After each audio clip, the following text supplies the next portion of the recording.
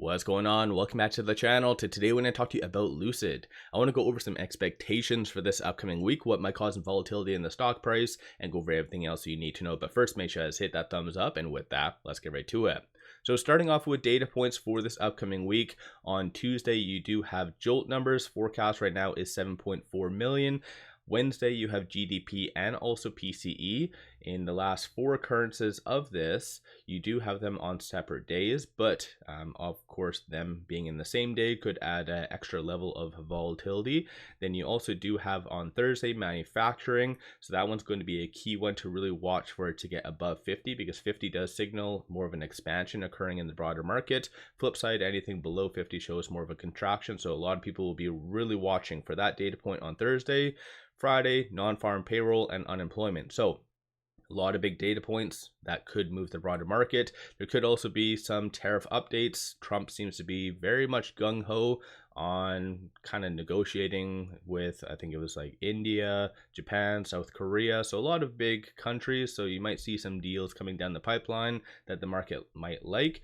But of course, I think the big one is going to be with China. And China on overnight on Thursday did kind of take the first step towards negotiating, so I think there might be some resolution coming sooner rather than later. A lot of big companies unveiling their earnings this week as well, so you have Amazon, Apple, Microsoft, Meta, so a lot of big names that could really move the market, most likely based on at least future guidance and so forth. So let me know your general thoughts on that in the comments below. But when it comes down to kind of things affecting Lucid, there was this that I did bring up I think a couple of videos ago. So I didn't know if it was confirmed or not, but it does look like there was some supply chain issues, which I guess that's exactly why we haven't seen a huge ramp up in the Gravity.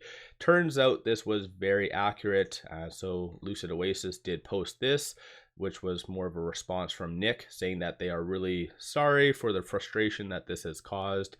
So it's good, I think. At the end of the day, kind of, I guess, history is repeating itself, because this same type of scenario did play out when they were trying to ramp up on the Air.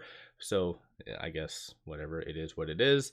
But this time around, they are at least acknowledging it. Before, you had, I think it was Jeff Curry, who was the Nick at the time, and also Peter. They just completely ignored it. They did not address it. They didn't even want to give it the time of day.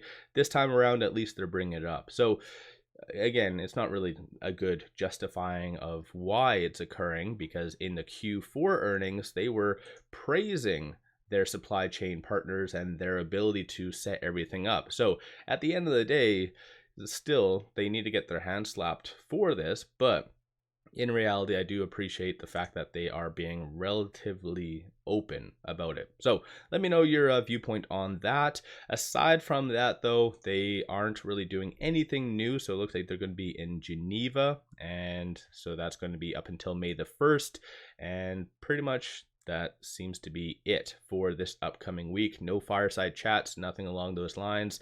They were recently in Amsterdam, and there was a video that was posted just showing this.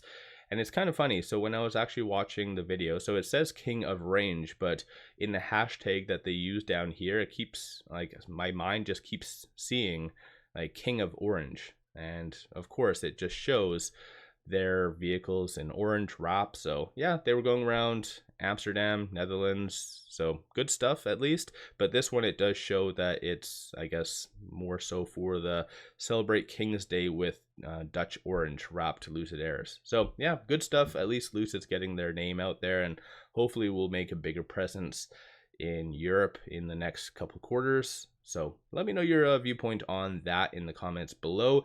Aside from all that fun stuff, though, looking at shorts. So giving you a quick overview of where shorts are at. So shorts did increase a significant amount. So right now, 29.6% of the free float is being shorted. Works out to be 359.67 million shares. This isn't accurate.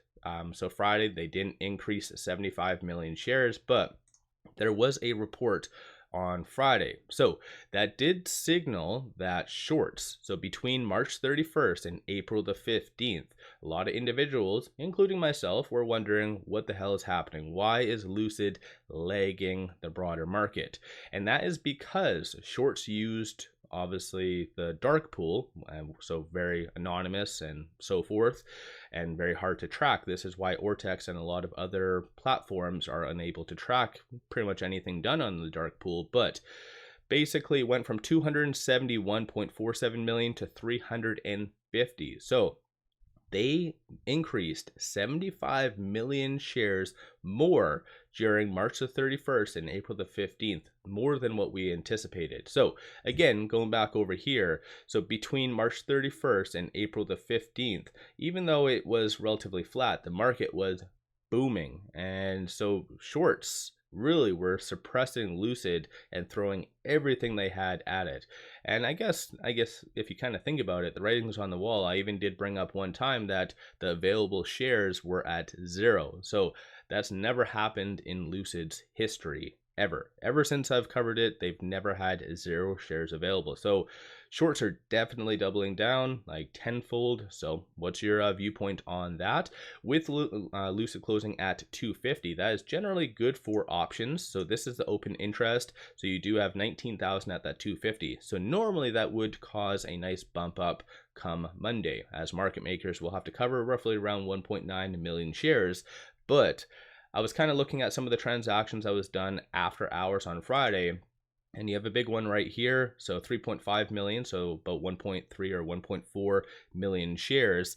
It kind of looks as though that the options were already covered. Again, it's hard to tell what these purchases and who was doing it and why, but based on Friday after hours, which is normally relatively quiet, and just the level of options, it is fair to assume that these options were already covered. So most likely you might not get any bump up come Monday. But looking forward into this upcoming week, you have 9,000 at that 250 and then 7,000 at that 3. So you could see some I guess shorts increasing their position and doubling down to suppress Lucid below those kind of key strike prices. So just keep that in mind.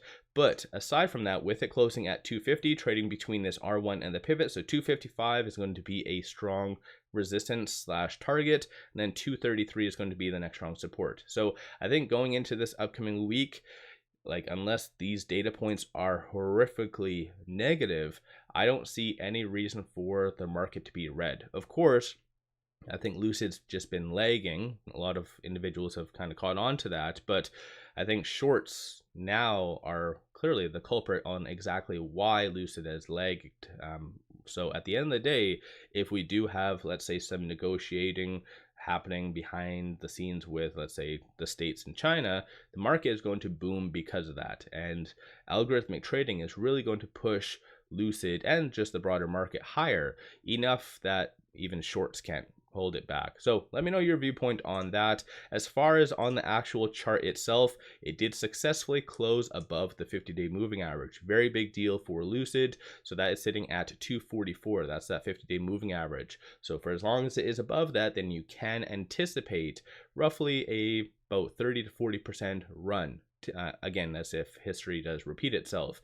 And this is why at the end of the day, if we kind of look here, this is why shorts were really doubling down during that time frame, so March 31st to April 15th, because Lucid was wanting to break out. It touched the 50-day moving average, it looks as though about 7 different times, all of which did get smacked back down. And again, shorts, it's really frustrating to see shorts manipulate, obviously, and have the ability to kind of manipulate a stock how they see fit. So I think once Lucid really does ramp up on, let's say, the Gravity and whatever else, then the stock price will more align and hopefully move up, and less manipulation, such as what happens with Tesla right now. So let me know your viewpoint. In my opinion, like I said, I think there is very limited downside for this week unless something crazy does happen on a macro standpoint. So it is fair to assume that this upcoming week, Lucid will be closing between this R2